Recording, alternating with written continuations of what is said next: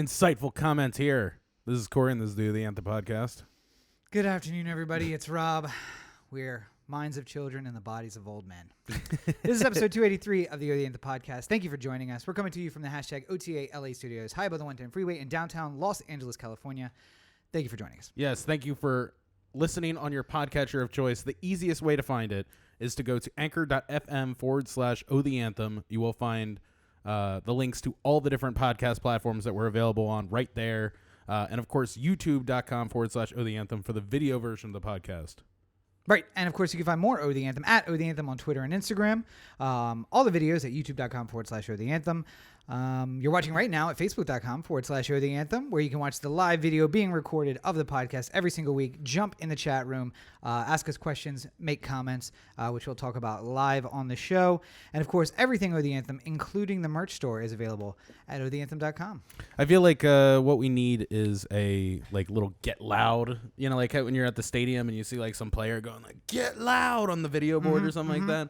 We need to have those little intersected in there every once in a while to tell people to get loud in the comments section. Yeah, sure. Yeah. But just see one person already. Don't get woo. Loud. Yeah, just stay quiet. Don't be distracting. Anyway, don't express it into the physical world, I guess, is the point he's trying to make. Don't be if you're on the subway right now in New York, going to your job that starts at midnight.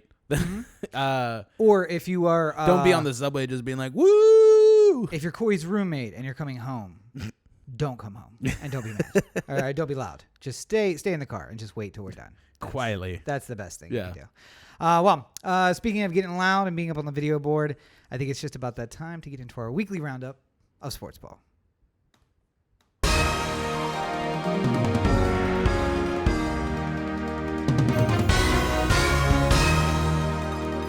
It's fun to hear the music. It gets me pumped. Yeah, it's weird. We figured out a way to hear the music right here in the studio. Yay. Sports ball. Yes. The Ravens started 1-0. Wait a second. We have good news out of Baltimore sports? I know. It's strange. This long drawn out summer is finally expressing itself in Ravens victories. But let's not be too hasty. Ravens went down to Miami and they played a football game and they won. Yeah. Much as the University of Miami Hurricanes were undermatched. I was going to say, I don't know for sure that they would have beaten the University of Miami Hurricanes, to be fair. But, they went down to Miami. Last time that the Ravens played in Miami, we were there. Yes. And we saw that game. And there was more purple in the stadium than there were white and teal and orange. Well, I think that was because a lot of the people in the stadium didn't aspire to wear Dolphins things of any kind. It could be that too. It was just a lot of people wearing Hollister. Yeah. Who you assume are Dolphin fans, but they're not wearing teal, so it's hard to tell. I mean, every time I saw somebody in pants and a long sleeve shirt, I'm like, they have to be from Miami. There's no way. It's 70 degrees. It's beautiful. And now I get anytime I saw people doing coke in the bathroom, I was like, they must be from Miami. I mean, also that too. Yeah. So we went down there, and I believe at that point, when we booked those tickets, we were thinking, hey, maybe this team will be on the way to the playoffs by the time we go to Miami. Instead, what we were thinking is, let's have a nice vacation and hope that we get a good draft pick. I hope they lose in Miami. Yeah. I wouldn't be let's see a good game, but if they lose, they lose. I still remember when we were there, at the end, the Ravens lost on a last minute field goal or something like that, and these Dolphin fans were just you lost. I'm like, I wanted that to happen. We're 4 picks in right now. One more loss and we got it. I don't know what to tell you. But that wasn't the case this time. 52-10 was the final score. 49-10. No, 52-10. What was it? 52-10.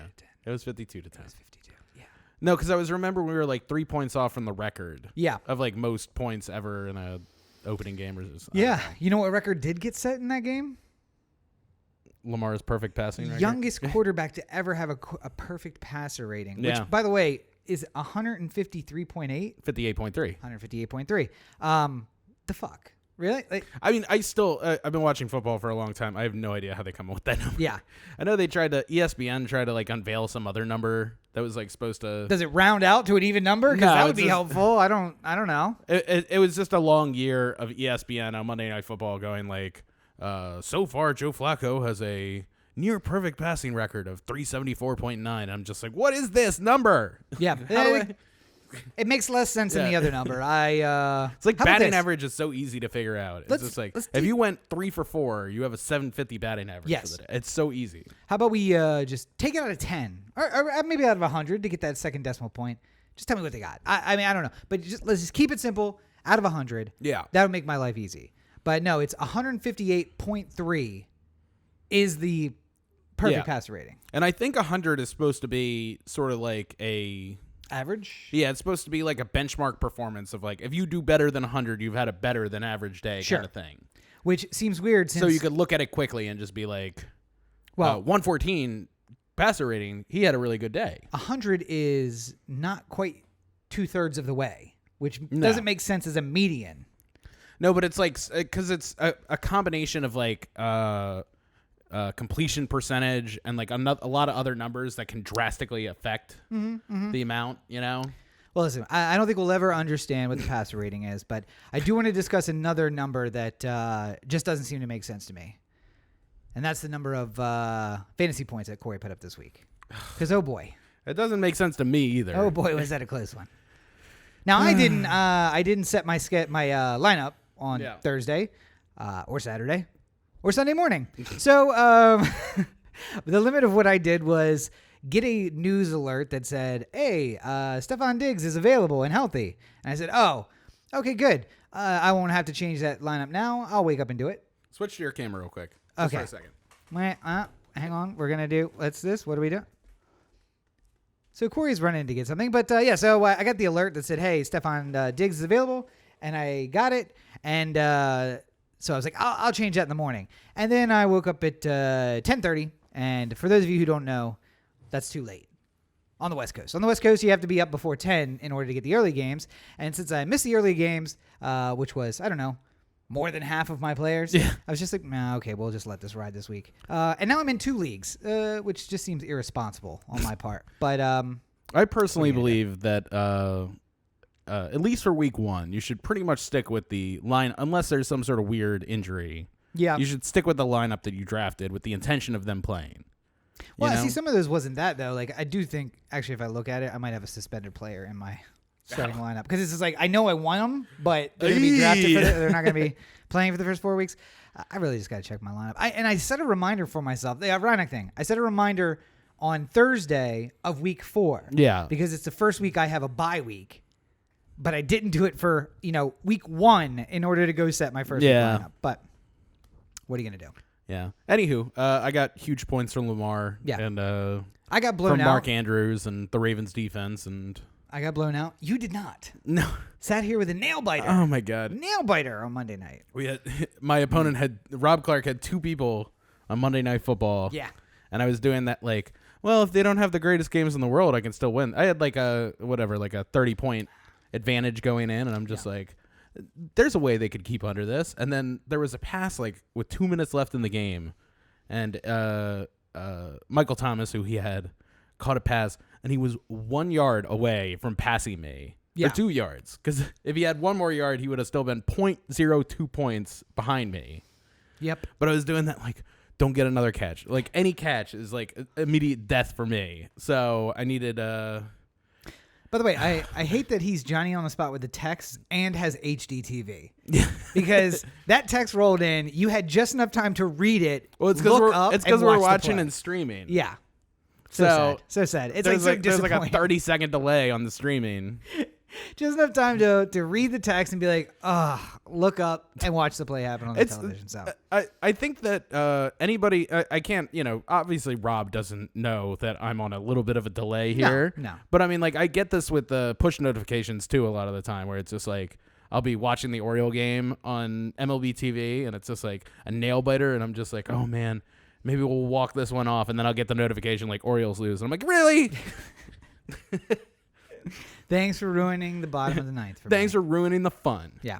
Oh, well. I was sitting here wondering if Rio Ruiz was going to walk it off. But he's a player for the Orioles. I didn't know if you knew. I don't know any of the players for the Orioles. I might know the minor league system better at this point than I do the starting players of the Orioles. Because all everybody's talking about on Twitter is... what Adley Rushman do today? Are they still playing? No, they're not playing anymore. No, I know. I'm just kidding. I was okay. Yes. naming a minor leaguer. Maybe I'm not in as touch as I thought I was because I thought the season was over for everyone but the majors, which it is. Yes. AAA's done. AA's definitely done. They might be in the playoffs right now. I don't know. No, I think they're playing spring leagues. It's hard to imagine. Anyway, not important. You know who's not playing in the playoffs? The Orioles. And that's all we're going to talk about. You know who else is not playing in the playoffs? The Dolphins. Also that, yes. It's an awful football team. The bigger news story of the week, not bigger than the perfect passer rating by the youngest person ever, by the Ravens 52-10 blowout, is what happened before football even got rolling this week.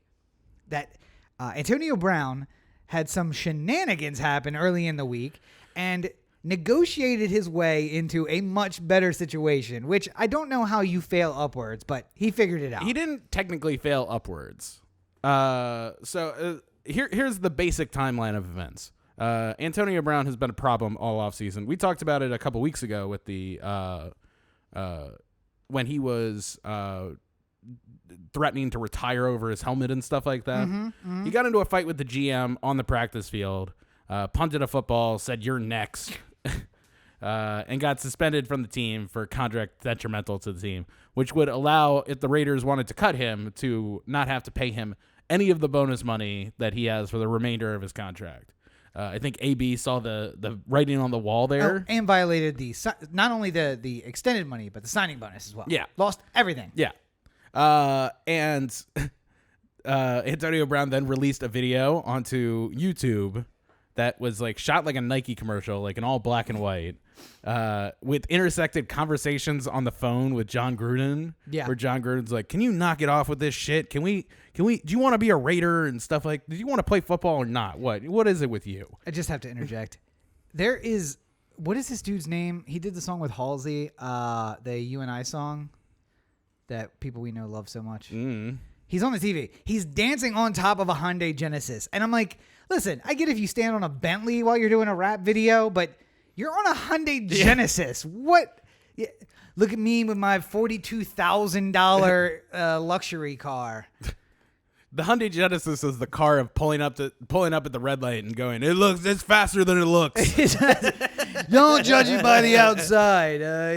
Listen, I can get up to 60 in under 4 seconds in this car. That's nothing to sneeze at there. Yes. Him and I looking is for the name. G-Eazy. Oh yeah. Which I probably should know. G-Eazy on TV right now. I mean, like, good for you, bro. You got your Monday Night Football placement, but it's a Genesis halftime show, and you're dancing on the top of a Hyundai Genesis. Like, you should be embarrassed slightly.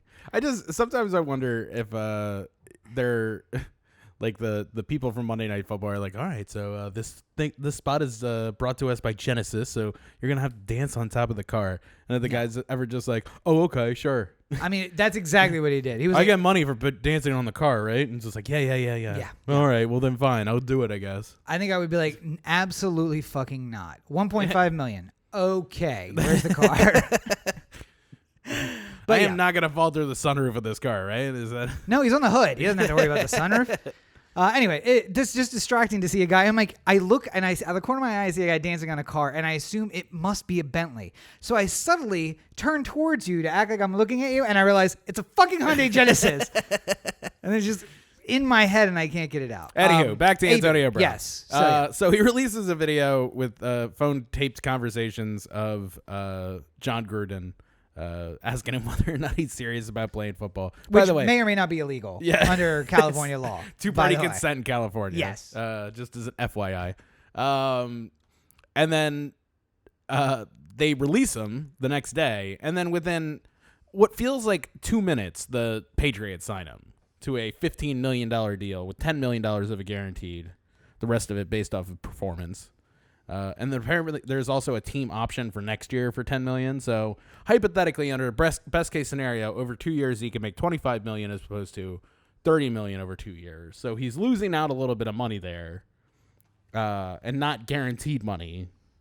Yeah, I mean, he's not going to get the bonus anymore. But I mean, if he pulls some shit 2 weeks from now and says Belichick's wife's pussy smells bad or something like that and slaps him, then he'll be released and no money. Like, he's getting his thing is prorated over how many weeks he plays. So it's like it's $10 million guaranteed, yes, but the rest of the money is based off of how many games he plays. So. But he's like a I'm just trying to think of what kind of ridiculous story could come out where like Belichick can't just like. I was gonna say, I feel like Bill Belichick would put up with a lot of shit to keep AB on the team. Just like I feel like Bill Belichick would put up with no shit. That's the. Do you think so? Like, I mean, if you know you're missing something, Gronk's not there. I feel like Belichick like walks up to Antonio Brown to introduce himself, and it's just like, "Hello, I am Sir. That is what you call me. My name is Sir. Yes, sir." Hey, you ever seen that movie? He is a Navy kid, so I mean, like, you ever seen that movie Django? You're about to live it. Here we go. Oh my God. I don't even know where I go. I'm about to throw this fucking thing out the window. I'm so like.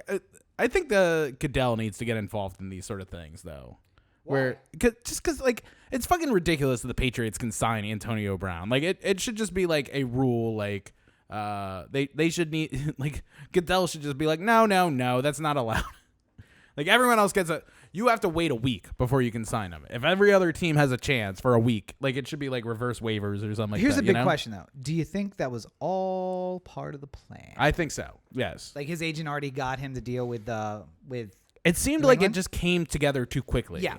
That like it was just like a like the GM Belichick just called up Drew Rosenhaus and he's like, "How about $15 million for a year?" So it's like done. Gotcha. Like, you know he's on a team already. You'll figure something out. It's fine. Record his coach. That's how I got everywhere I needed do you to need do. me to Recording other players' coaches. Should I bring somebody in with some binoculars, or I mean, do you need some? We got some equipment that'll cut out the radios. Will that help? I don't really understand. I don't know. What do you need? We got a whole bunch of spy equipment here if you need it. Just go to our spy room, pick out a couple things. Yeah, it's just like it's too convenient. AB's new helmet has antennas on it. He gets on the sideline, like he just bunny ears. cocks it to the side, one direction. Like, I hear you, loud and clear. He's literally his new helmet is a Patriots helmet. He's with the Raiders. I figured I wouldn't waste your time. I didn't want to make him repaint my new helmet twice. So here we go. Spent a lot of time trying to find this helmet. I don't really want to have to deal with it twice. But it just seemed a little too convenient for it to be accidental. So I don't think it was. I mean, I agree. I think it's one of those things where because the Patriots tried to trade for him too. Yeah. The Steelers were just like the Patriots made him an offer for AB, and the Steelers were just like, "Fuck no, you're not getting him. We're not giving you the tools by which to beat us." Yeah. Yes. So they trade him across the country, and I imagine that at some point somebody on the Patriots just like texted AB and it's just like, "Yo, act like a huge asshole and then sign with the Patriots." Yeah, if you can get released, we have a place for you. Yeah. Now, and I mean, I don't know that Roger Goodell really needs to get involved. And his desk was a secret Antonio Brown contract just waiting for... Already signed? Just already signed. Just waiting for it to be available. Yeah. We're going to date it at some point. We just got to wait for him to get released. Now, it's just like... and when you say have Goodell get involved, I mean, fuck Goodell. But yeah, my whole thing is just... I don't trust Goodell to do this right. That's the problem. No, yeah. Where are the other owners, though? Where are the other ones who are like, wait a second. So what you're telling me is they get in an argument on Monday, he gets released on Tuesday, and he literally is signed 15 minutes later to another team. And apparently that makes him ineligible for the week, right? Because it happened on Tuesday, so he couldn't play this week one. He couldn't officially sign until Monday. Till this coming Monday. Yeah, because I think there was like technically a waiver thing where like if he was signed prior to Monday, then you would have to assume the contract that the Raiders just released him from. Oh, well. Yeah, and they don't want to do that. Nobody wants to give him that kind of money. Maybe he'll act like an asshole and you'll have to cut him. Who knows? So can you imagine him playing the long con? Like, all right, I want you to sign me to the same contract and then have a third backup team that he's like, going to act like an asshole and get released. Sign with the Jets. Just tank a couple Patriots games and sign with the Jets with this new $30 million contract. Oh, gosh. Yeah. Here's the thing. He walks out of the Patriots locker room like, "You've been had." I don't know if you watch. Puts on his Masked Singer outfit and leaves. I don't know if you've watched any of AB's videos or heard him speak in more than short sentences, but seems to be probably we're giving him more credit than I think we could actually give him. His agent came up with this plan, if anybody. It's like whenever people talk about Trump playing 4-dimensional chess. Yeah. Like, No. things just happen to work doesn't know out what for he him. does. Yeah, he just does things and they happen. Sorry. Real quick, just before we get out of sports ball, I just wanted to say one thing about the Ravens game because I was texting some people and saying that the Ravens should be on their radar and that I think this is the start of a really good season for the Ravens. Yeah. And the constant thing I got back was it's the Dolphins. They're a dumpster fire. This game doesn't count. You shouldn't put any expectations based off of what happened in this game. They aren't even trying right now. And you said, listen, they're a professional football team. I did not. They are giving 100% out there on that field. Here's my counterpoint. You ready for this? Yes, go ahead. The Ravens have been talking all season long about this new offense that they plan to unveil that is going to revolutionize football. Yes. I think they got up to such a quick lead so quickly in this Dolphin game that they were like, why don't we put that secret offensive game plan back in the tool shed for a little while? There's no reason for us to do anything here that we might need later. And something that gave me a hint of that as well was during the game, there was a punt attempt. They were out lined up for the punt, and they went for it on fourth down and just ran up the middle of the field. Yeah. With Anthony Levine Sr. or something like that. I think that play is preparing themselves a game situation where they could practice the blocking of that play, but not necessarily the runner of that play. Okay. So I think that later in the year, we're going to see that same exact play out in some sort of big key moment. But instead of Anthony Levine back there, it'll be Justice Hill or somebody who has has some wheels on him, you know? Okay. Maybe Hollywood will be back there. And then as soon as they get the direct snap and they go off, then it's a lot more than the 43 yards that Levine got, you know? If you get a real runner back there. What you're saying is that it's possible to pick up more than 43 yards on... I'm just saying, that play worked out so well because the blocking was perfect. Yes. And if Levine had wheels, then he could have scored a touchdown on that play. Instead, he only got inside the red zone, I think, on that play, right? Yeah. Yeah.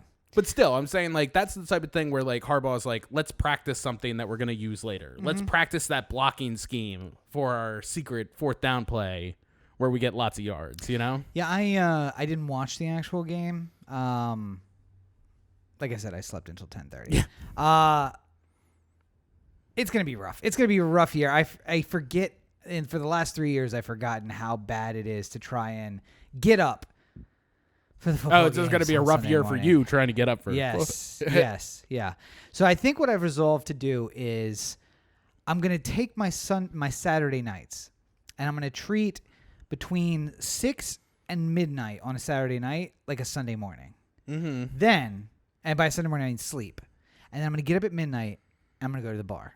And then I'm going to start drinking at about midnight, and I'm just going to push all the way through the end of the game. So right until 1 p.m. Yeah. Which is about a Saturday, long Sunday. Yeah. And then pass out and sleep all day. Yeah. And then wake up on Monday refreshed and ready to go. Hopefully so. Hopefully not wake up early 8, 9 p.m. This doesn't sound like liver disease at all to me. Oh, listen, I'm sure it will be fine. I can't imagine that anything will go horribly wrong at all. Anyway. That sounds like a good plan. Yeah. That's sports ball.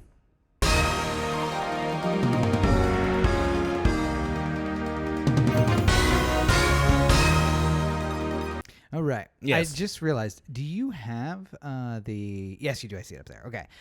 We didn't put the topics in any particular order. So I don't know if there's anything you want to start with off the top. Well, I mean, I think we should start with Trump's week and all the ridiculousness because that seems to be... There seems to be a lot of things tied into that. And I feel like we can knock out a lot of... Okay. A lot of our topics with that. While you intro that, I'm going to grab a charger. So... Okay. Go. All right. So, since we last recorded, Trump has had a very unusual week.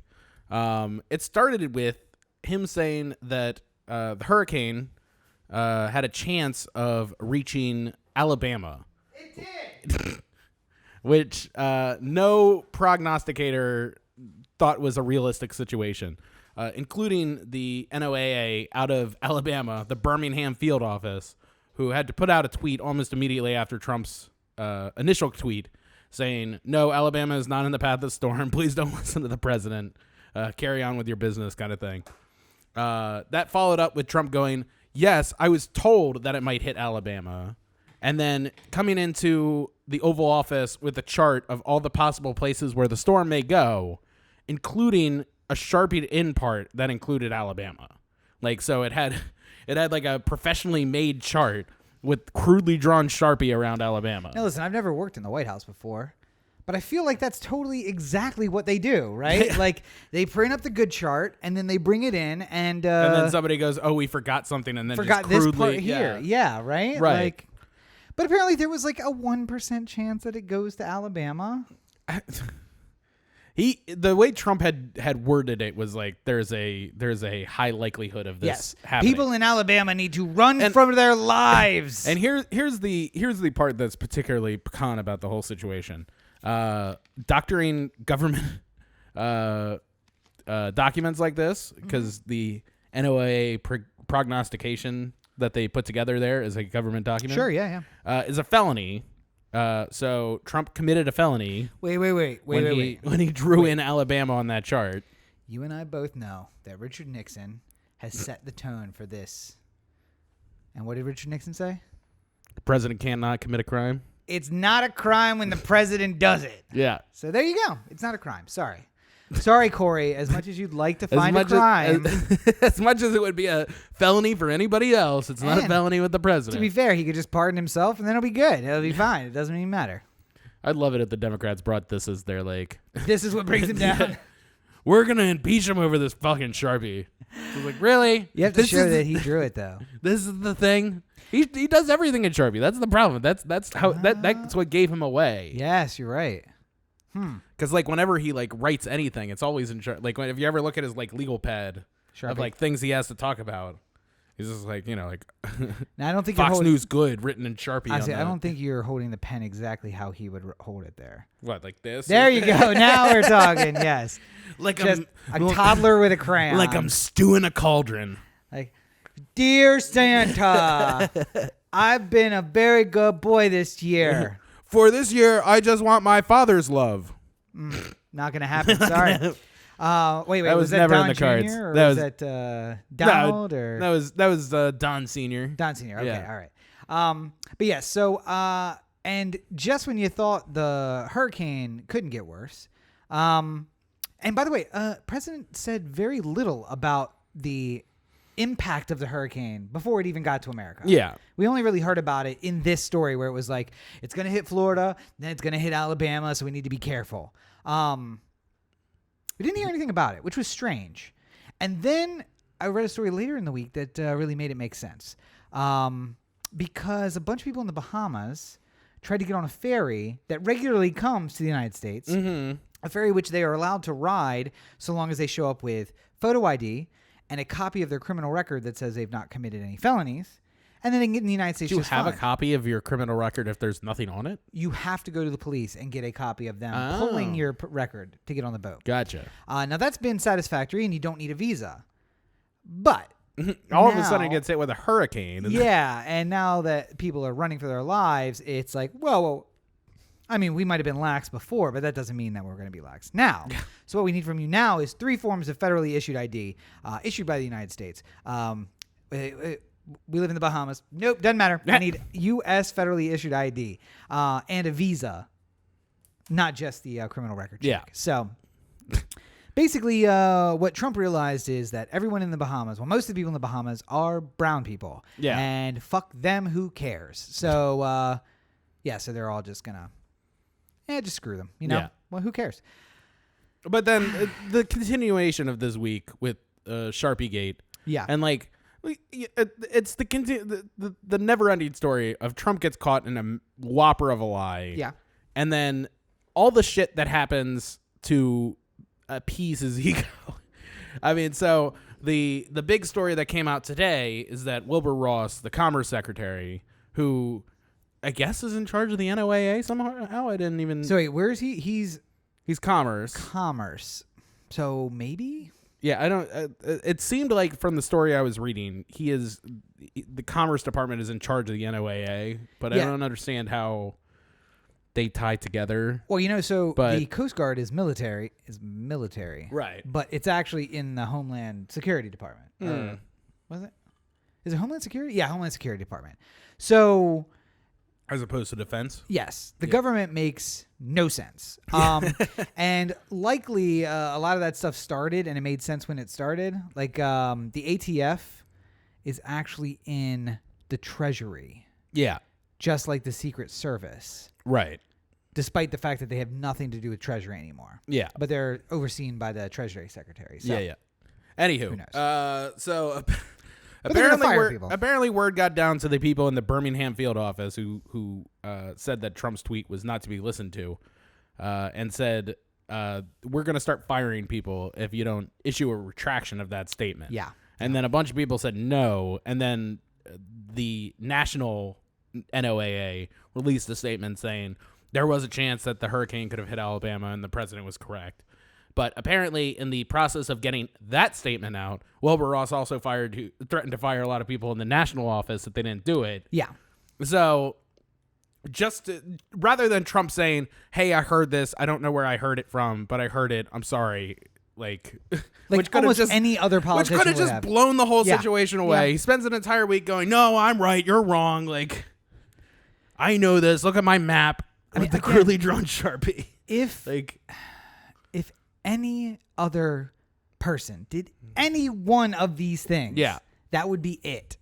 But instead, we have a toddler in the White House. Literally, I see in him the same things that I see in my nephew, where it's just like, no, I know you lied. No. It's like, you're wearing the hat that I'm accusing you of taking. Nope. Not the hat.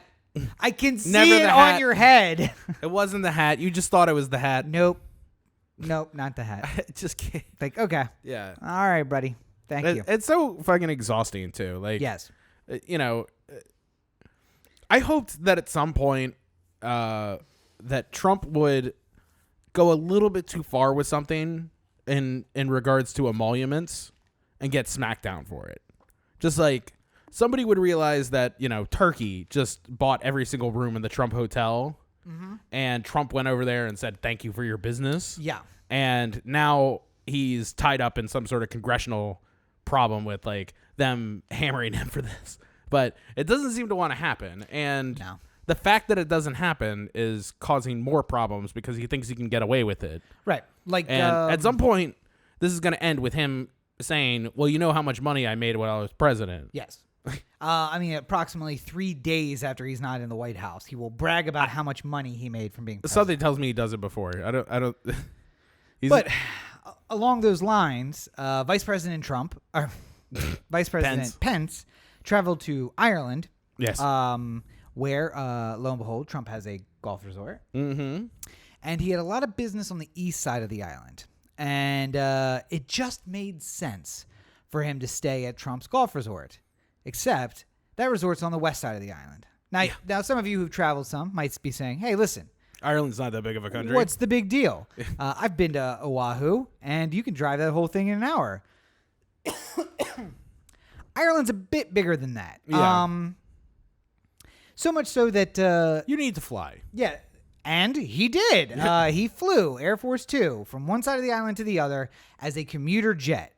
A jet that cost like $150,000 to get off the ground. Yeah. He flew, and not like $150,000 per trip no matter where you go. No, to get it off the ground, $150,000. And then the trip is extra. He took it from one side of the island to the other, and then back again, and then back in the morning, and then left wherever he was going. Right. So 4 unnecessary trips instead of just staying locally somewhere near where the business was. But that wouldn't have helped Trump at all. That's the that's the thing. And then the other one is the Trump resort being used as a stopover in Scotland. Despite the fact... A resort that apparently was losing a lot of money prior to Trump becoming president. Strange. And then all of a sudden has turned an incredible profit this year. Yes. And the pilot stopping there, despite the fact that there is an air base, I don't know, like what they said, like 150 miles away, that is actually directly in the flight plan of a plane headed back to the U.S. And this resort, where they must land, is actually out of the way. So they go out of the way to land at the resort and stay there. The per diem they're given doesn't pay for dinner at this resort. So these guys were going to a restaurant and then basically having to come out of pocket instead of eating their meal paid for, which is ideal. And costing extra fuel, extra time, extra everything for the U.S. government. But the president made out, though. So I guess that's good, right? It's just amazing to me. Like, at some point, a law needs to be passed, right? Because, like... No, we have a law. That's what the Emoluments Clause is. You would think that the Emoluments Clause would handle it, but apparently it doesn't. So there needs to be some sort of way that, like... Because, like, what is it right now with the Emoluments Clause? Because I know there were a bunch of cases that were opened like pretty much as soon as Trump became president. Yeah. And a lot of them got tossed. One of them was over the DC hotel where like some other hotel owner in the area said that it would negatively impact their business if people knew that they had to stay at the Trump hotel to curry favor with Trump. Yes. Whereas they used to stay at this hotel a lot more because it was the closest one to Capitol Hill. Right. You can't prove damages. That's the problem. Yeah. I mean, maybe they had a really bad time the last time they came to your hotel, and that's why they're not coming to your hotel anymore. All you can prove is that more people are staying there, which is great. But also, maybe they just stepped their service. Maybe they are doing something different. Maybe there's more people who are coming to D.C. than before. Yep. Yeah. You never know. Never can say. And that's the problem with most of these Emoluments Clause cases is that, like, if a private citizen's bringing it, it's difficult to prove. Yeah. It looks like you're just, like, bitter, and anything connected to the president you'll fight about.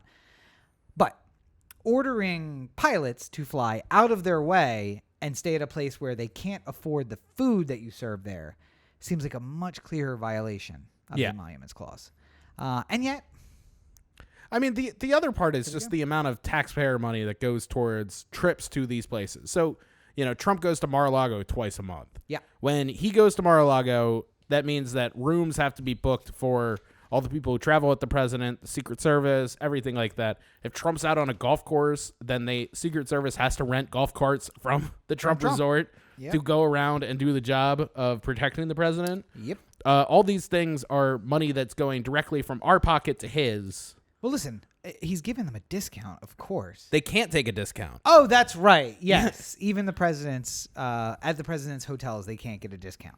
And there has been reports that the cost of these things have skyrocketed since he became president. Strange. Strange how that would work. So you're staying at these resorts that have way higher fees than they did prior to him being president. Well, to take advantage of all the additional rentals and stuff. The good news is that the system of government, the system of elections we have works, and he's got 3 challengers coming up in this election.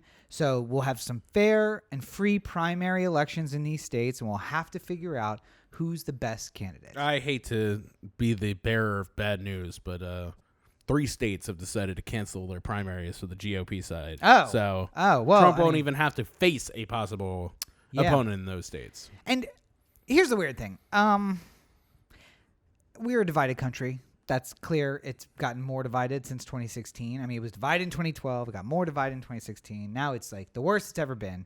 But you have some states that are doing things like California. To get on the ballot, you have to produce your tax returns. Just the people should know who it is that they're getting, that they're electing. And then on the other side of the coin, you have, and it's not the state. Just to be clear, it's not the state. It is the Republican Board of Party Elections. of the state. Yes, the Republican Party leadership is canceling primaries, despite the fact that they have 4 candidates on the ballot. Yeah. They're saying, we're going to give all of our nominees to Trump at the convention. Well, I'm sure their argument is Trump is so popular and he's going to win these elections anyway. Yeah. These primaries anyway. So why are we having a primary where somebody is coming to dirty up our nominee for president? And because all Walsh is going to do, or Bill Weld, or any of these people who are thinking about Mark Sanford running against Trump, is just point out what a lunatic he is and how unfit he is for office. And the Republicans don't want that message getting out there. Well, listen, especially from their side. Funny thing about that, he's a lunatic and he's unfit for office. Newsflash. So the one of the articles that I read today from a right-leaning publication basically was like, kudos to the GOP saving money on a primary election. Here's the thing, though. Of all the money we waste all over the country, we waste money in general elections in like Maryland too. Yes. Like where we just have it, even though there is no other candidate. But we do that because sometimes the appearance of fairness is more important. Yeah. Even when we know, like, listen, there's no way this is going to happen. Trump's going to win re-election. Yes.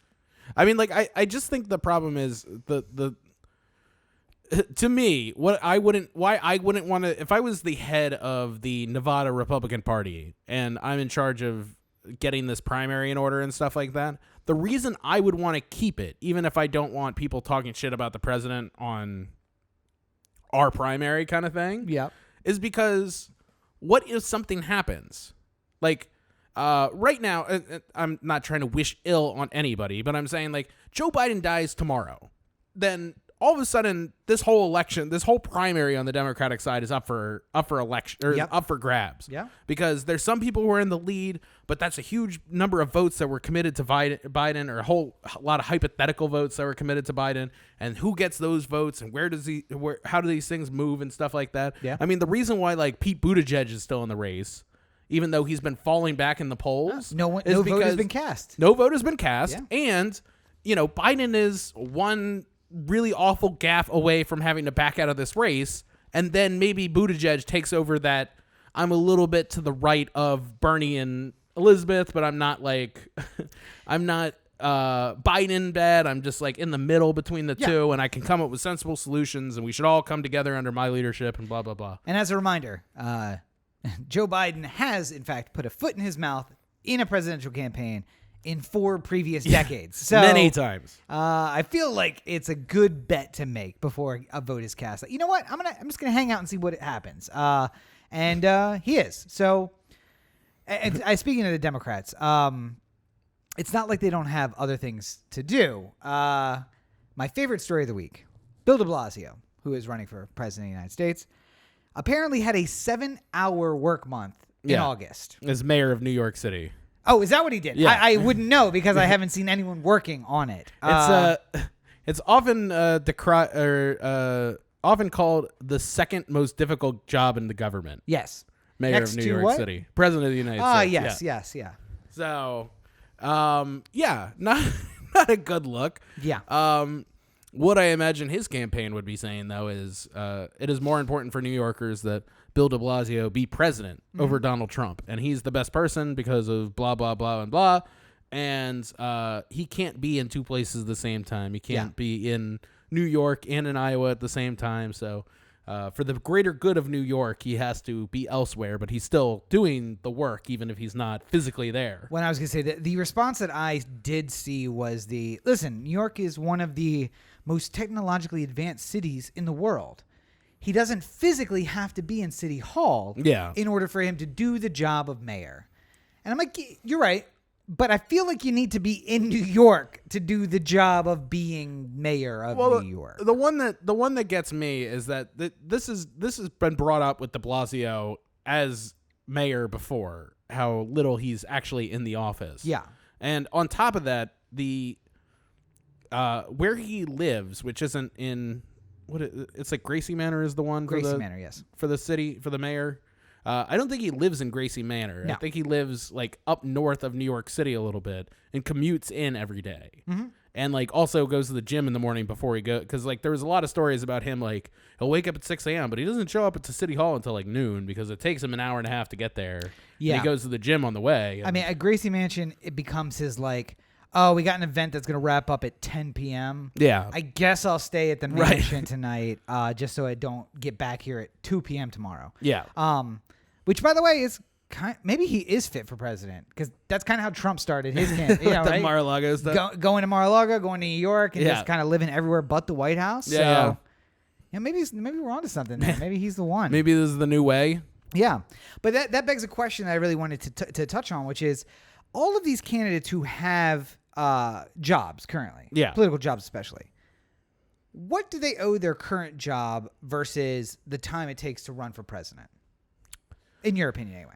In my opinion, I think that number one, if something happens, you need to be there. You need to have a campaign that allows you to drop everything and go back to wherever you're from. Go back to where you're from. Well, I didn't mean it like that, but you know, Like we were talking about Buttigieg. Buttigieg, when there was a police shooting, suspended his campaign, stopped all events, went back to South Bend. That's how I feel like this situation should be handled if you are, something like a mayor. Like, if something goes on in New York, I don't want de Blasio in Iowa going like, do you see what happened in New York today? Crazy. Like, yeah.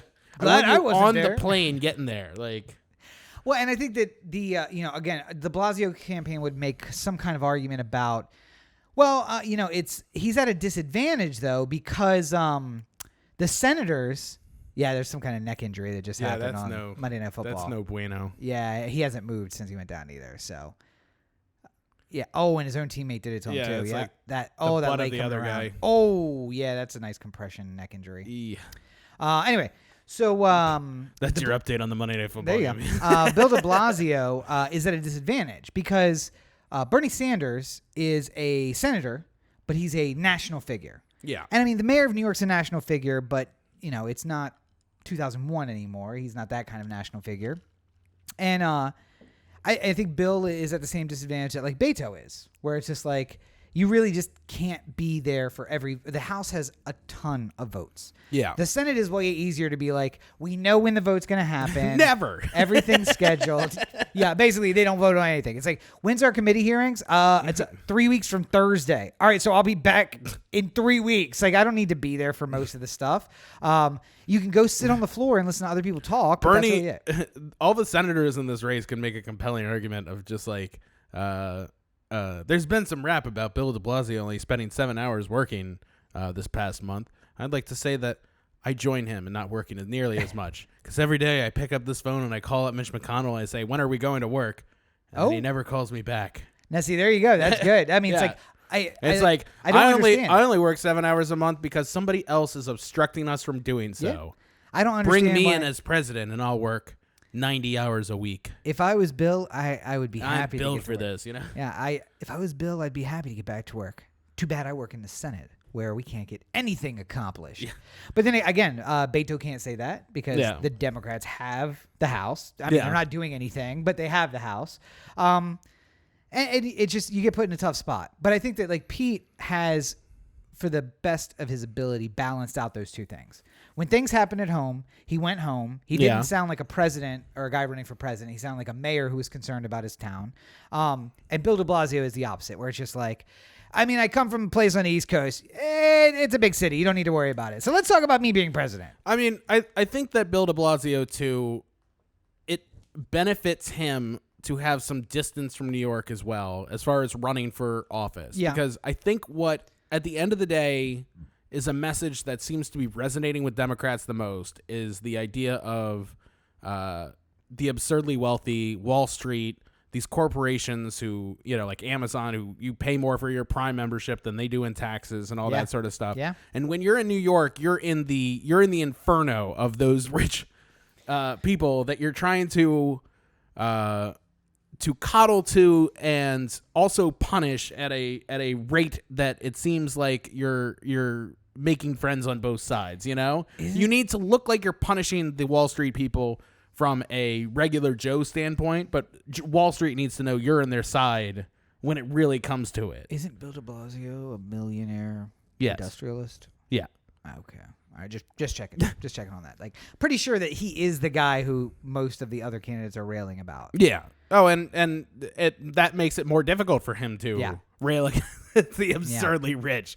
But so anyway, I think the overarching message here is I don't believe that Kamala or Cory Booker or Bernie or Elizabeth have missed any votes. No. But I also not 100% sure that there has been a vote on the Senate floor in the last 3 or 4 weeks. The other side of it too, I mean, just as a cap on this issue is that like Bernie is so popular in Vermont. Oh yeah. That, it's something where to if he, went into a coma or something like that, he might still win. The people in Vermont would just be like, can we just let him roll until he gets out of it? Like, I don't need a replacement senator.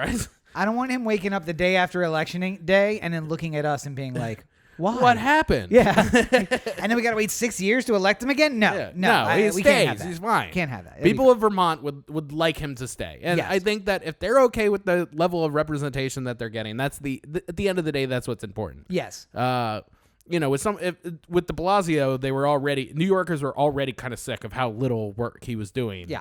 So to add on to that is kind of insulting to them. And he's not up for re-election again, right? Like, he just won. he literally just won. I think it was in the midterms, wasn't it? Maybe. Yeah. And also, did anybody run against him? Somebody did, but nobody real. I mean, It was just the rent is too damn high guy, and that's. we've railed against this so many times, but like, I know there was Cynthia Nixon ran against Cuomo. yeah, for the Senate seat, No, for the governorship. governorship. Yeah. Right. Well, we rail against this a lot, but the local elections are so important because if de Blasio had a tough mayoral reelection, he doesn't run for president. Yeah. He's just like, I barely won mayor If of he New York. squeaks by with a 51 per. Yeah, I need to get my shit together right here. I can't be doing this other stuff. And also, they're the ones who draw the lines, and then we vote in the lines for the national election. It's very complicated, but just please go vote in your elections. Yes. Or be like me and just don't vote because it doesn't really matter. I mean, let's be honest. But anyway, speaking It's of, really important, but it doesn't matter. I say it's important because in the grand scheme, in the health of the republic, Yeah. it's very important. But I'm not giving vitamin A, vitamin B, vitamin D to do with cancer. At some point, you just have to cut out what's poisoning you and then worry about getting them healthy again.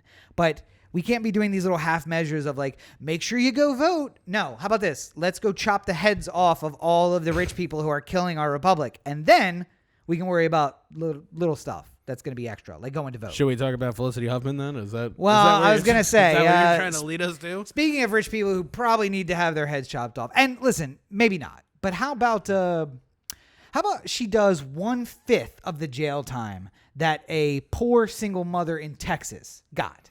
Oh, sorry, that was a Monday Night Football related I reaction. feel like we need to turn the TV off. Corey is not able to focus right now. But how about Felicity? Let's reset. Yeah. How about Felicity Huffman get 1/5 of the time that a poor single mother in Texas got for a very similar crime? Why don't you tell us what the crime was specifically and what the punishment was? Okay, so for those of you who don't follow the news, here, let me just take Corey off the camera since he's not really paying attention at all. So Felicity Huffman, as you guys may or may not know, famously bribed her oldest daughter's way into college. And apparently, according to the plea that she made, had considered doing the same for her youngest daughter, but didn't, at least as far as they could prove. Right. Or as far as she thought they could prove, and turned out to be right.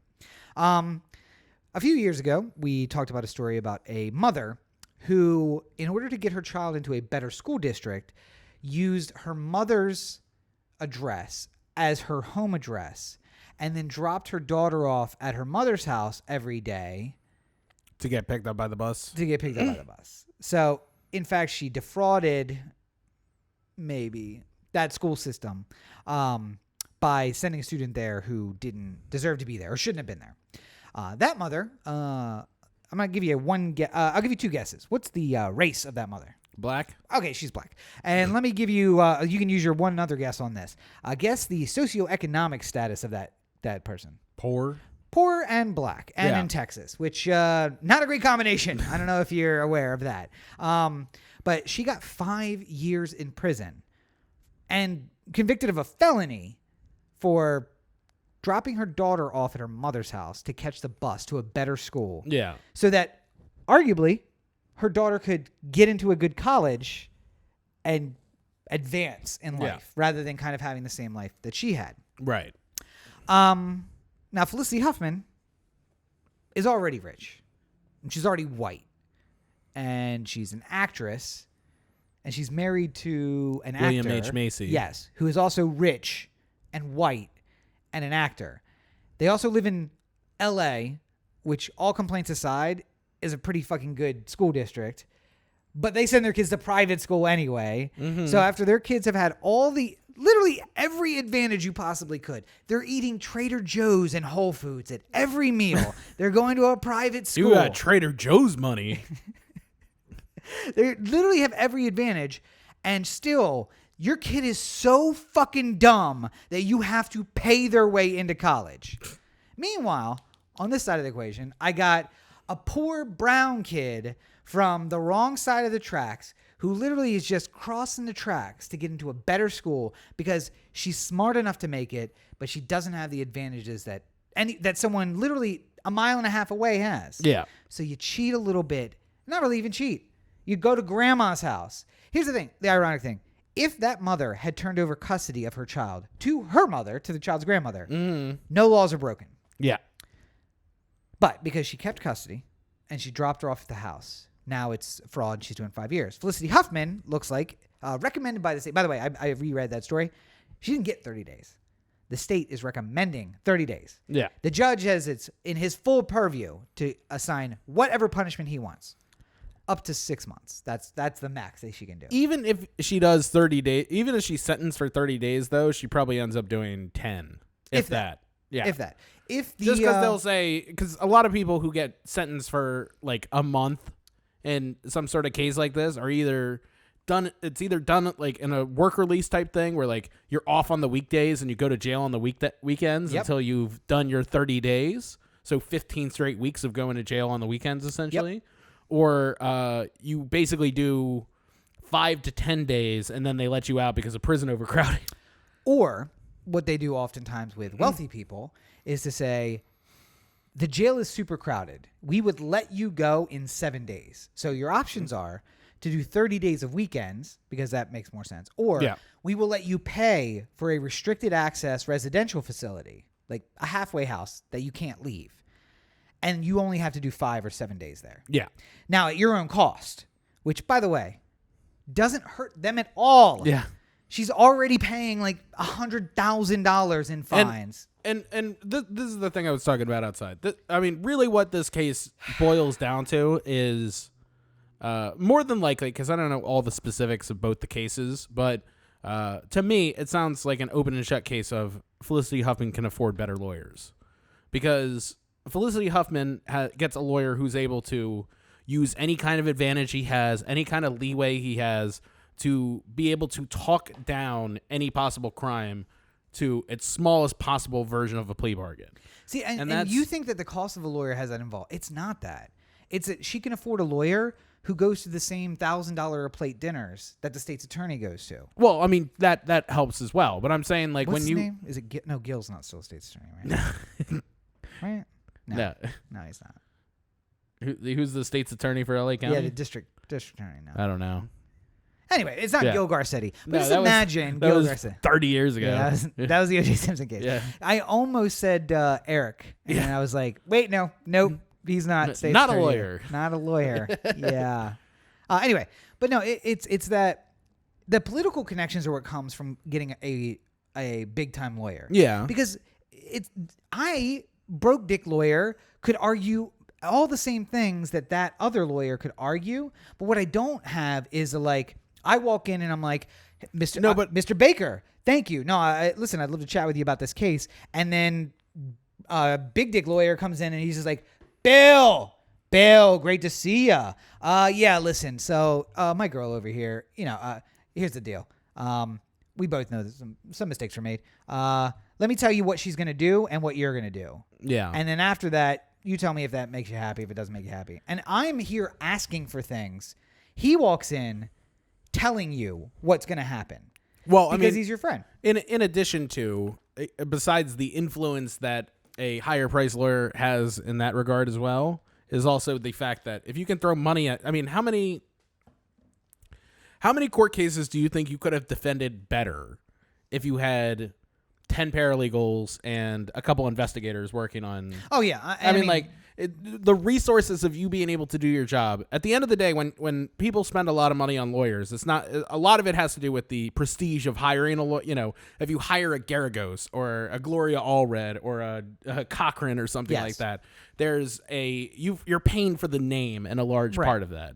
But and you're also paying for their influence and stuff like that. But what you're also paying for is Garagos can go into his office, have 10 paralegals work on the case that he's working on, have 5 private investigators out there turning over every stone. Yes. And then he gets the whole pot of the information, and he can look at it from 1,000 yards up and say, okay, well, based off of the information that everyone's put together, we can't go this route because we'll get slammed on this. And then what would be the more advantageous route would be to go this way because there's precedent here in this case that I know because my father worked on that case that went to the Supreme Court, like those types of things.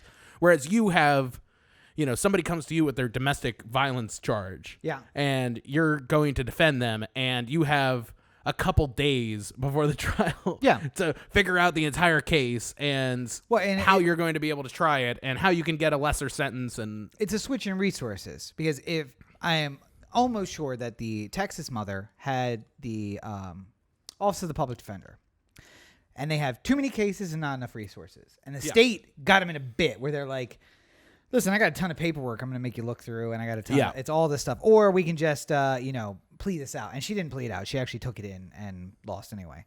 But I mean, that's the other thing. I mean, Garagos puts you in the other position where he's like, I'm going to give you 90 boxes of discovery that you're going to have to pay your staff to look through. Or listen, here's what we can do. We can just plead it out. We just plead it out, but I'm not going to accept anything less than 1 year.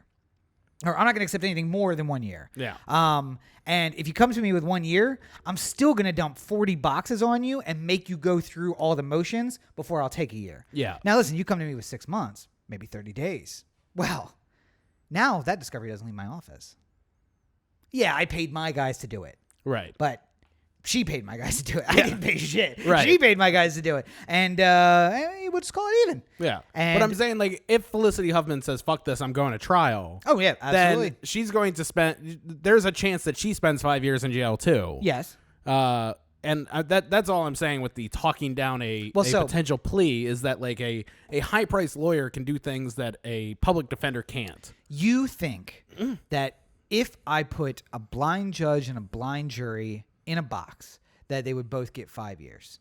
And maybe you're right. I don't think so. I'm saying if it's a blind jury, a blind judge, and the same exact legal representation. Same exact legal representation. No, I don't think they both get 5 years. I think that not necessarily 2 cases in particular, but if you look at if there were 100 cases where it was within that would fall within the spectrum of where I was going to go the other way. I'm saying they both get 30 days. Where the jury comes back and they're like, listen, she did something wrong. We got to do something. Yeah. But really, 30 days sounds good. Yeah, let's do it. The problem is you have a black woman in Texas who can't afford representation to give her that like spin that Garagos is going to give to a case. And you have a white woman who's a famous celebrity who can afford a lawyer. So she's got literally everything working for her. And she's in Los Angeles. Like, she's got literally everything working for her. It's the whole. I only practiced in one courtroom that had a statue of justice, but I always found it ironic because it was in the courtroom of the most unjust judge that I ever had to go in front of. Yeah, a former state's attorney who just did not give a shit about you or any of your arguments. Like, I would go in and I'd be like, listen, I'll take your case, but you need to understand something. You are paying me to reduce your jail time. That is it. Because you're going to do jail time. That is what is about to happen. And listen, if our roles are switched, I wouldn't need you. Because he's going to see me, and he's going to hear about my past, and that's going to be it.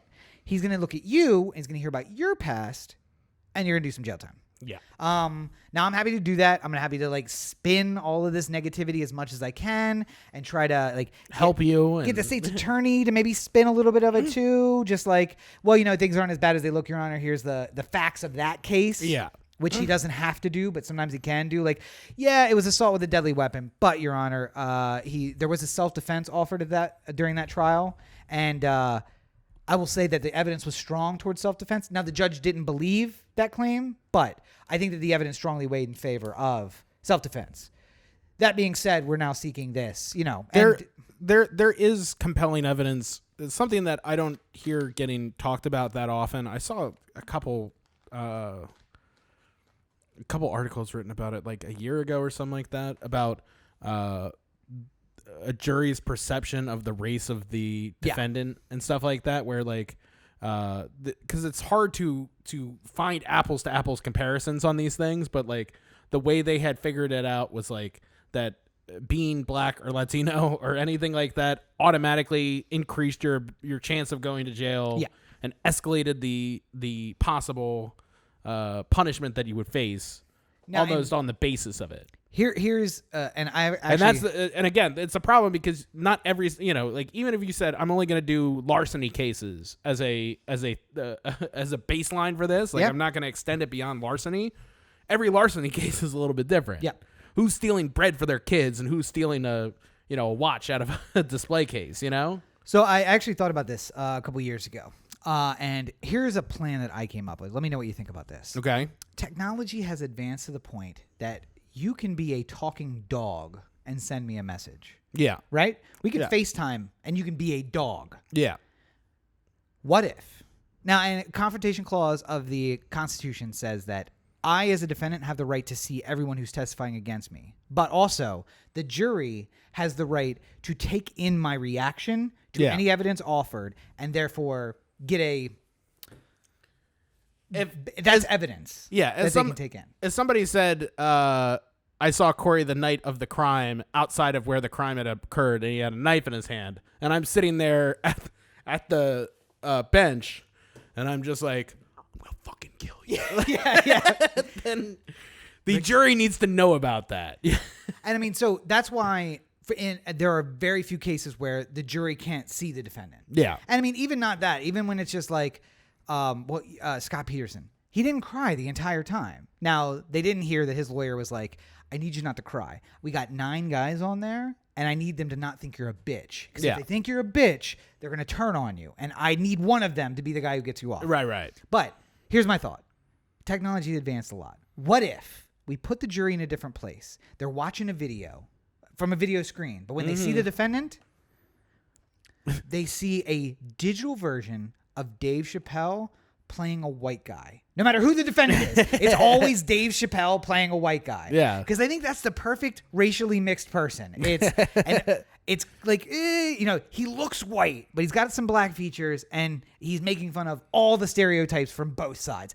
I think that is the way we can get some true justice. So maybe Lady Justice isn't blind. Maybe she's the next star of the Chappelle Show. That's what I'm saying. Ashley Larry and Charlie Murphy and Lady Justice. That's who we need to look to. Or we just put every single criminal defendant in like a green suit with the dots. Yes. And then we can do a visual representation of their actions from the next room. You can you can pick your avatar and stuff like that. What is the closing of the ball? Now, if you excuse me, I need to go home and put some more water in Buck Nasty's mother's bowl. If you excuse me, I need to fill up Buck Nasty's mother's dish. And now I realize that like half the millennials who are going to watch are just like, what the fuck are they talking about? Was that in the latest stand-up special from Chappelle? It wasn't. That was in 2004. When I thought he just made fun of transgender people in that one. He did.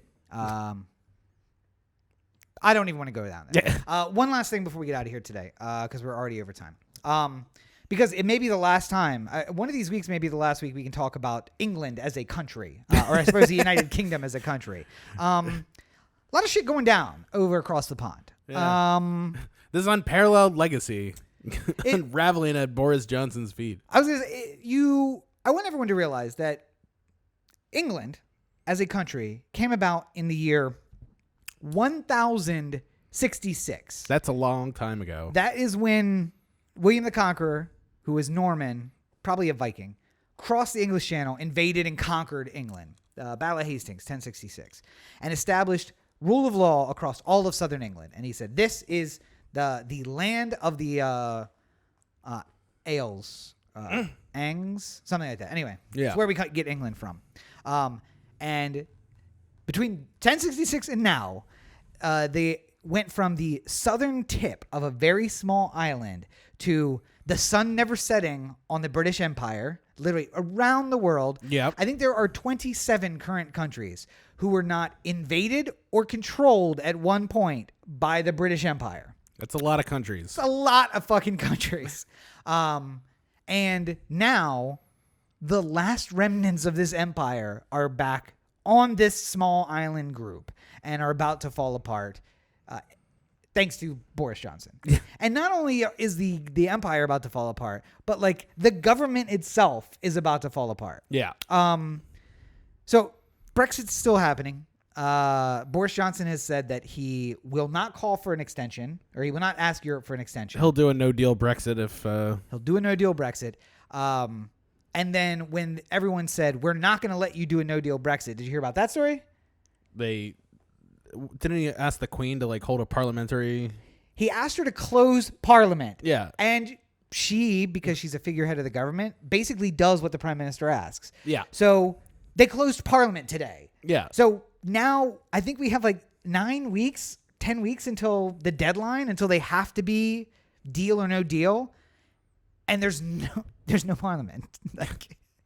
And he's not going to call elections. So the next time they have a Parliament, the same Parliament will come back. But they have this, and they're so fucking British. Well, they have to hold new elections here soon too, right? No. The Conservatives are in power. People are crossing over, but they haven't had a no confidence vote, and they haven't called for new elections. Here's the fucked up thing about constitutional democracy. The party in power really does have all the power. It's really just about like, you have to call them every 7 years, and then you wait till you're in a good position. And right now, they are not in a good position. And they're not going to call elections. They just called them a little while ago, right before Brexit. Yeah.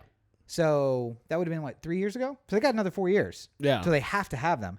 So they just keep coming back. And even if they have no confidence, that only gets rid of the prime minister. It doesn't get rid of the party. Yeah. Even if everybody crosses over to oh, no, that's not true. If they get a majority in any other party, then they have to cancel the parliament and have a new election. Yeah.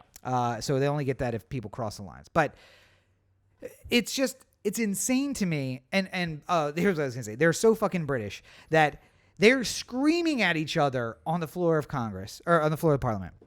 And Boris Johnson gets up there and says that I've asked the Queen to call progeny, I think is what it's called, or progeny, and it's just the closing of the Parliament. Yeah. And there's this whole pomp and circumstance nonsense where everyone gets dressed up in robes and fucking wigs. Yeah. And they're screaming at each other. Then he says, I've asked the Queen for this and she's granted it. Here's the royal decree. Parliament is officially closed. They go from yelling at each other. They walk out. They go back to their little corners of Westminster and get dressed up in the fucking robes. Yeah. And they come back. And they come back and do their little ceremony. And when he leaves, like somebody from BBC just like goes up to the leader of the minor party. But I can't remember what they call it there. Tories? No, the Tories are in control. It's the Labour Party. Yeah. And they're just like, why would you possibly like be yelling across the room about how this cannot happen. It cannot be allowed to occur. And then go get dressed up and come back for the pomp and circumstance. Yeah. And it's like, that's how we close Parliament. And it's like, I've never seen a more British interview than the guy who is so confused about like, I don't understand what you mean. The Queen said to close Parliament. And so we closed it. And to close it, we have a ceremony. So I went and got my robe and my wig and we came and did the ceremony. Yeah. And it's like, in the United States, like there are groups of people who like flee the state so that there's not like a vote on something. Yeah. And in Parliament, they're just like, oh, well. It's over now. Good job, boys. And then like, let's just go put our wigs on and try to get something done. It just defies imagination. Anyway, so England's probably going to fall apart. As soon as Brexit happens, guaranteed Scotland has another referendum, and then they ask to rejoin the European Union. Wales will probably ask to leave. They will probably join the European Union. Northern Ireland is basically already Irish. I don't know. It's only English in name, and I imagine that if there's not a war, there will be some kind of unpleasantness. I think there will be some unpleasantness in day one of the Brexit if there. Yes. Especially if there's no if this situation is just ignored between North Ireland and Ireland. There cannot be a border. Yeah. You cannot have a border. You need to be able to cross. It's the fucking Good Friday Accords.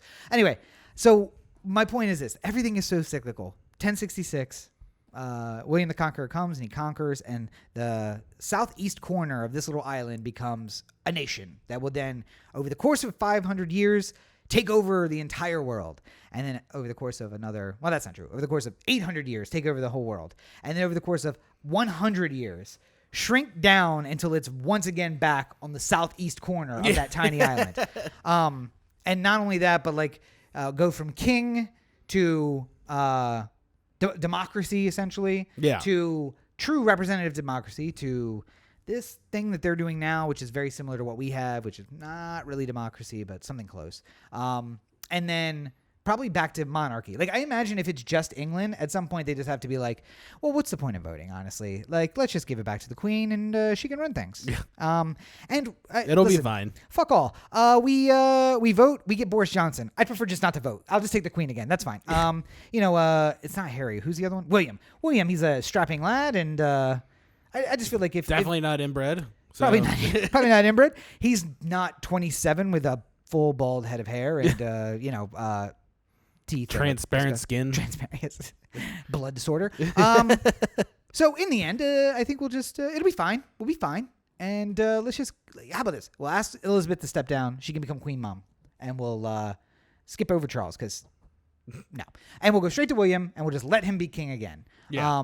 Which, by the way, I say things are cyclical, but not unprecedented in the history of England. They have before brought about democracy, and then the people just basically been like, we can't be trusted. Can we bring the king back? We can't be trusted to make these decisions. We need a king again. And we need an adult. We need an adult. And then they go back to the king for 100 years, and then they're like, wait a second. And then 2 generations later, the kids are like, no, fuck this. We need democracy. And the grandparents are just like, no, you don't understand. We chose the king because we're dumb and we don't know what we're doing. And so hopefully we'll get back to that again. And in fact, maybe we need a king, just not the current one that we have. That's all I'm saying. Yeah. Which only leads me to my last point, which is benevolent dictatorship. I'm just going to make this pitch one more time. Put me in power. Give me 18 years. No elections, no nothing. Just let me run shit for 18 years. I thought about, by the way, back in 2005, 6 maybe. I got put on a list of young and upcoming policymakers. And as part of that thing, I talked about running for president. And do you remember what year I was going to run for president? 2020. 2020. That would be this year. I was supposed to be. Because this was going to be the first year you could potentially run. Yeah. So that would be this year. So all I'm arguing is this. Sometimes I wonder if the reason why you're so pro Buttigieg is because you sort of see him as your the other route you could have taken. Yeah. I mean, I could have stayed a Republican and I probably could have, been vice president right now. But anyway, all I'm saying is this. Not only Donald, I won't say a word. Not only will you improve the country, not only will you improve your children's lives, but you'll make a young man's dream come true. Benevolent dictatorship 2020. Just I called this dilemma 2020 because it's not really a decision. There's nothing good. This is all horrible. But just put me in power. Give me from 2020 to 2048. No, wait, that's not good math. 2020 to 2038. And then I'll give up power. We can have free and fair elections once again. It'll be fine. Don't worry about it. Totally fine. Free and fair elections in 2038. Well, that's not really a nice even number. How about 2020? Let's go 20 years.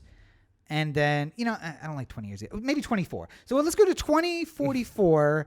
And then, I'll almost be dead at that point. Maybe I should just. I mean, why not just round up to 50 at that point? Yeah, or just run it out to the end of my life, maybe. And then. I mean, just let it happen is all. Any number of bastard children that I have could then possibly take over after that. Yeah. Anyway, no, but seriously, benevolent dictatorship. Baby Think Doc. about it. You can make it happen this year. Shall we run through these last 3 things super quick? If you want to, yeah, go ahead. Okay. Well, Sarah Palin is getting divorced, so and I just find that alert funny. the media. I just find that funny. It's like it couldn't happen to a better person. Good for her. Putin loses seats in the Russian government. Yes. So his party is called the United Russia Party or Unite Russia Party, which sounds a lot like a fascist party. Yeah. And spoiler alert.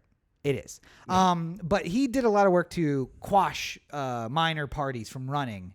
And it looks like basically everyone responded by saying, well, hey, fuck you and your party. And I don't even like that guy, but I'm going to vote for him just because he's not your party. So now it's 24-32 in the Moscow City Assembly, which is the closest it's been maybe since the fall of the Berlin Wall. Yeah. Boris Yeltsin's party ruled for a while, and then there was like a huge switch when Boris Yeltsin wasn't in the party anymore. And then the party that would become Putin's party took over. And he just kept securing more and more and more and more. And then all of a sudden there's this huge swing where it's away from his party. So good news, except for our democracy, because he's going to be so pissed. Yeah. He's probably just going to make big moves to keep Donald elected. So He's going to drunkenly call Trump one night and just be like, bomb Idaho. It's just like, what? But you heard me. I said, bomb Idaho. I have the PP tip. You bomb Idaho. I don't release it. You listen. Donald, are you listening to me? First he hits the red button, then he follows it up by a tweet saying, Idaho deserved it. Oh, no. Oh, you know how he bombs Idaho? He finally says that white nationalists are a terrorist group. Oh, but wait. He couldn't do that till after 2020 because he won't get reelected Yeah. if he does that. Anyway, last thing. The final thing, there was a fire in Eagle Rock you wanted to... Yeah, so local news, a little bit of local flair. Super local to LA. There's a place called Eagle Rock, which is in between Glendale, Burbank, and downtown, basically. Like East Los of Feliz. downtown. No, it's north of downtown, east of Los Feliz. Oh, that's right. South of Glendale, and then southeast of Burbank. Anyway, it's basically a crossroads of freeways. And there was a... they called it a homeless encampment, but what I really feel like it was, and the people there were homeless, but it was just like, not what you might think of as homeless. It was transitional. People who were like in campers and tents and not on the sidewalk, but they'd found a place where they could all like kind of congregate and stay out of people's way. But the white folks in Eagle Rock just couldn't have that. So someone started a fire trying to burn them out of this little encampment that they had. And also, by the way, burn all of their earthly possessions because they have nothing else other than what they have with them. And that plan went awry and started a wildfire that is now threatening the 2 and the 134 freeways. It's moving south towards the city. And all because people hated homeless people so much, they tried to burn them. So, I know we like to talk about, some of my friends from the East Coast like to talk about the Democratic Republic of California. Yeah. And how, you're so liberal with your nonsense. Listen, I see a Trump 2020 and a Confederate flag right around the corner from my work in Hollywood. The cancer that fulfills every corner of the country. All I'm hoping for is that we actually do secede and become the Republic of California so that we can pass laws like you can't be a fucking Nazi in 2020. That would be nice. You can't burn people alive. Yeah, don't burn people alive. Don't commit arson. Yeah. I mean, at the end of the day, I just hope they get charged with arson. They found them. They found them, and they've been charged, and I'm sure justice will be done unless they're a rich kid with rich famous parents, and then maybe they pull off the mask. Felicity Huffman, you were supposed to stay off our radar. I would have gotten away with it too if it wasn't for you pesky kids. You pesky police officers. Yeah. All right. Well, speaking of lighting fires to things and solving all your problems, you know where else you can go to set a rager of a fire? Where's that? OTheAnthem.com. Corey to OTheAnthem.com. O The Anthem on Facebook, Twitter, Instagram, and the listener line, 443-219-7595. What's that number again? 443-219-7595. You can find more of me at my website, CoreyBakerFilmmaker.com. Brand new review. Don't watch it! For It Chapter 2 is available right now. You can find that on the podcast feed. It's louder than I intended. Anchor.fm/CoreyBakerFilm or on the YouTube channel. You can go to my website to find that. And then Facebook.com/CoreyBakerFilm and at LegendsB5 on Twitter, Instagram, and Snapchat. And I know that I've become a little bit of the boy who cried wolf. It's been busy. Life's been busy. I've been doing stuff. I'm trying to get some, screenplays finished and done. And I am so burnt. I'm wondering if you could even see my... Your farmer's tan? yeah, I'm like super burned. It just kind of looks light pink. It's way brighter than it looks on camera, I think, right? Am I Yeah. bright pink? Yeah. I got burned this weekend outside. We did like a whole bunch of stuff. Anyway, not important. I haven't had time to do the Everyman movie reviews. But if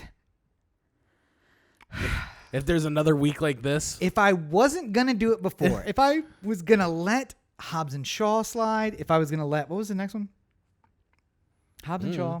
Then there was one other. Scary Stories. Scary Stories. If I was going to let Scary Stories slide and Hobbs and Shaw slide, the rating that Corey gave It Chapter 2 this week cannot stand. It cannot be allowed. So I like how I asked Rob what he would have rated it, and it was like half a point difference. it's the very important half a point. It's very important. I don't think it was that good. I think I need to reevaluate my score based on your score. I mean, like, you know what? I don't think I gave that enough love. I think it's a C movie. That's how I rated it. That's okay. So a C- film. I swear to you, before we sit down in front of these mics again, unless we do it on Saturday, I don't think we're going to do it on Saturday, but before we sit down in front of these mics again, I will have it shot and I will put it up.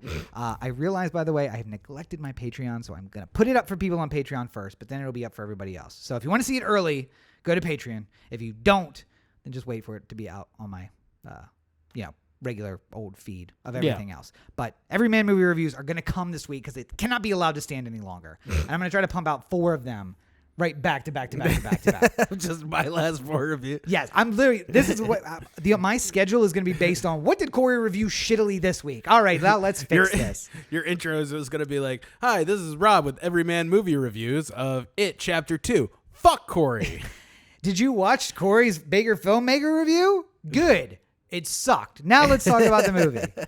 Anyway, so you can find more of me at Robert and Cheek at all your social networks. Make sure you check out robertandcheek.com where you can find links to my political blog, the YouTube channel that's going to have a lot of new content on it coming up, and the books, which are available on Amazon. Buy those books. Thank you. We are editing also Foe, 2nd edition, which will be out by the end of the month. I have a photographer and I have some models, and we're going to shoot a cover, which is basically all that's left except for, editing the book. So after that's done, we'll be up. But I am going to get it up before the end of the month, which means I have until 4 weeks from today. It's 4 weeks left in the month, I think. Yeah, because the 30th falls on a Monday. So extra day.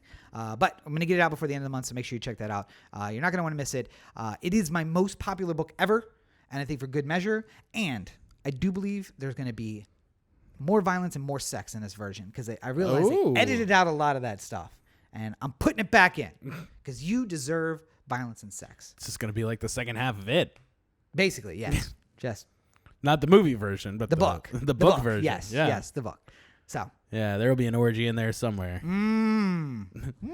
Anywho. Corey giving me inspiration. Back to the keyboard. I think we've done good here today. We've done something. I don't know if it's good. But as always, you're listening to the O The Anthem podcast, part of the O The Anthem digital network. For Corey, this is Rob. Have a great week, everybody. Almost got it in before we got home. Yeah, I know. Almost got it in. Seriously, What are you just gonna do? then. What are you going to do?